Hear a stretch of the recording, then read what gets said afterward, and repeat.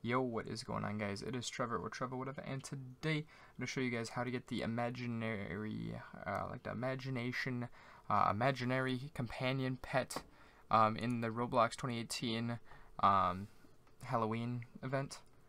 So this is probably the hardest one to get because you have to solve an entire escape room to get it. But you're going to want to go into the escape room. You're going to want to go to the left to the multiplayer and then into Twilight Manor. You can do this with friends or you can do it by yourself. Just click start a party and then you are going to end up getting a little cutscene to show you like the ring and stuff. And then from there, then it's going to take you in. You're going to then go through the gate and head over to the right where there is an axe. And then with that axe, you're going to end up chopping it down the boards that board up the door. But first, before that, then the door is going to be locked behind it, so you're going to need a key, which is then located in the fountain. So far, you've gotten the hatchet and the key. And then you can run over to the door, click on your inventory, click on the hatchet, click on the wood. It will start knocking down the wood off the door, and then you can use the key on the door to get in. That will trigger this cutscene. And then from this cutscene, you will then be teleported inside. You can run up the stairs. There's like a little creepy doll here I looked at for whatever reason. You'll use that way later in the video. Not way later, but whatever. So this is a puzzle. It's like Rush Hour, one of my favorite games actually. This one was super easy to do. Some of them can be more challenging. They are random, so mine and yours will not be the same most likely. But then you're going to want to go in, go straight across the hall, click on the door, and then when you get in here, there's a little key sitting on the tipped over chair. You're going to take that. I was having some problems along the video. You guys will be able to see that, but with first person. So if you're having problems clicking on stuff, just go into third person view. Just scroll out. But then there's like a little thing. This is one of the times that I got stuck. So I had to like escape and then quick click. Otherwise I got stuck, but then you can read that, but then you're going to run down the hall to the right, and then in here there is like a board. It's a magic number board if you guys have never seen these before. It's just like what each row adds up to, and then like what's your missing number. So if you add them up, it adds to 34, and your missing number is 13. So 1334 is going to be your code to put in this little guy. It's going to accept it, and the floor is going to drop out.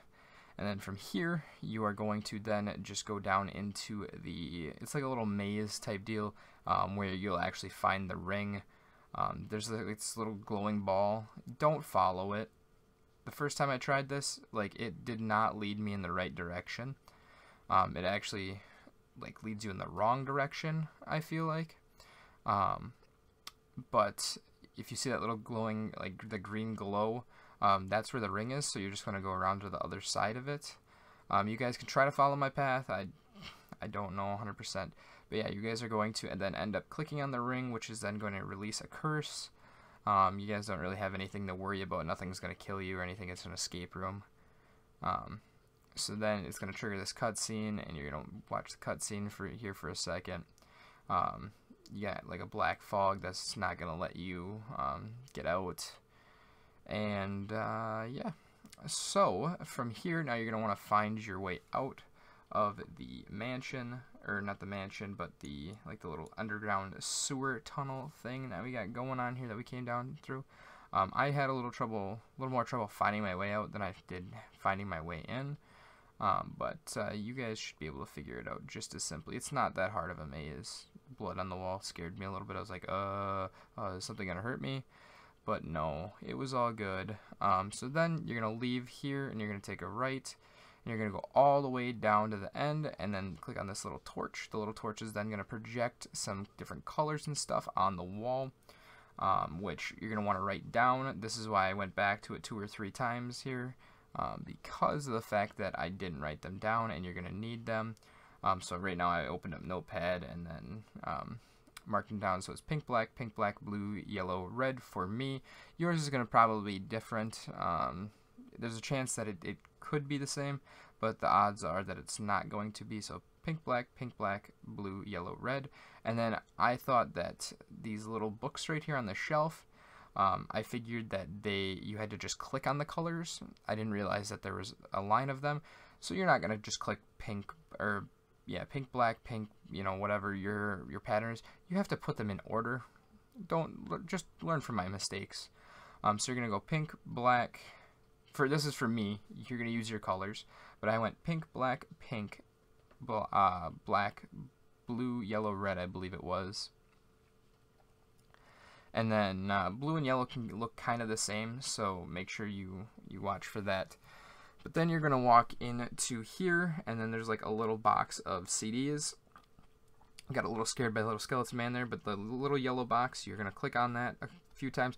Like I said, I was having problems clicking in first person view, but then it's gonna give you a library key, which opens up the direct, like if you run straight out this door and you run all the way down, that is gonna be the library. So then you're gonna run all the way down to here, and you're gonna open this door. And then there are books on the shelves. If you can see them, they stick out. Like I can see a green, a blue right now, and they all have different numbers. The pink one has a 9 or a 6, but that is a 9. Then, so I was trying to figure out like what the difference was. The blue is a 3, the green is a 1, and there's a gray with a 7 on it. So then, right above the fireplace and the mantle, there's like a little place to enter the code in. You'll see here in just a second. I was just trying to figure out like, am I supposed to go from this way to this way, and trying to figure out what order the code went into at this point. But then I looked up here. I was like, oh, do I put them in here, or where do I put it? But it's gonna be like right above like where the fire would be. So right there. Make sure that you're not in first person when you click on this, otherwise you get stuck in and you can't move your mouse. So this was my problem that I had. So I give it a couple more tries here. I was getting kind of irritated, and then I almost did it again. But then your code is gonna be it's gonna end up being 9713, and then it's gonna open up, and there's gonna be a book that pops out, and that's a spell book, and you're gonna need that to cast a spell, because right now there's Bloxicans, which are like little devil toys, if that's what you want to call them. That are running amok. So if you go onto the back side of the library, there's a little witch there, and then from here you're gonna run out. So there's gonna be 5 in total, and it's pretty much like 1 in each room. So you're just gonna run down the hall here, and then you're gonna want to take a right into this room, and then from here there's going to be 1 behind like the little, like where we put the right there, where we typed in that little code to start this all off. But then you're going to take a right, and there are some more down there. I tried to click on this guy, but you can't click on him quite yet. You're going to want to find all the Bloxicans first. You're trying to free him, apparently.